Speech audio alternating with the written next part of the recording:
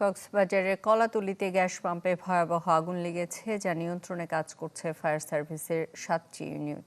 এ বিষয়ে আরও জানাতে আমাদের সাথে যুক্ত হচ্ছেন আজিম নিহাদ। নিহাদ, আগুনের সূত্রপাত কিভাবে আর এখন পর্যন্ত আগুনের কি পরিস্থিতি জানাবেন?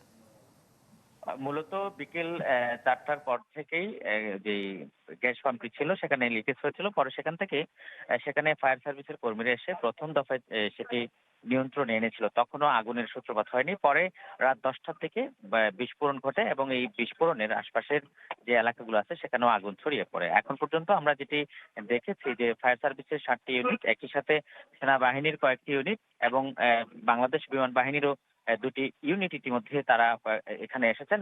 যে আগুনের যে লেলিহান শিখা সেটা কিছুটা কমে এসেছে। তবে এখনো পর্যন্ত পুরোপুরি নিয়ন্ত্রণে না আসার কারণে আশপাশের লোকজনকে সরিয়ে নেওয়া হচ্ছে এবং বিশেষ করে পার্শ্ববর্তী যে এলাকার মানুষজন রয়েছে তাদেরকে সরিয়ে নিয়ে যাওয়া হচ্ছে এবং বেশ কয়েকটি ঘরের মধ্যে আগুন লেগেছে বলে তারা সেখান থেকে জানিয়েছেন। এবং একই সাথে আমরা যেটি জেনেছি, এখন পর্যন্ত ফায়ার সার্ভিসের কয়েকজন কর্মী সহ মূলত ৯ জন দগ্ধ হয়েছে। তাদেরকে ইতিমধ্যে কক্সবাজার সদর হাসপাতালে পাঠানো হয়েছে। সেখান থেকে কয়েকজনকে চট্টগ্রামে রেফার করা হয়েছে বলে আমরা জানতে পেরেছি। তবে এটি আসলে স্থানীয়রা যেটি বলছেন, গতকাল থেকেই মূলত সমস্যাগুলো হচ্ছিল। কিন্তু যে গ্যাস পাম্পের যে মালিক কর্তৃপক্ষ তাদের পক্ষ থেকে কোনো ধরনের ব্যবস্থা নেওয়া হয়নি, যে কারণে আজকে এই ঘটনাটি আরো বড় আকারে ঘটেছে। এবং তারা যেটি বলছেন, প্রশাসনেরও একটি উদাসীনতা ছিল, কারণ এটি ঘনবসতিপূর্ণ একটি এলাকায় গ্যাস পাম্পের যে অনুমোদন দিয়েছে এই বিষয়টিকে তারা ভালোভাবে দেখছে না এবং স্থানীয় মানুষের মধ্যে একটা ক্ষোভ সৃষ্টি হয়েছে।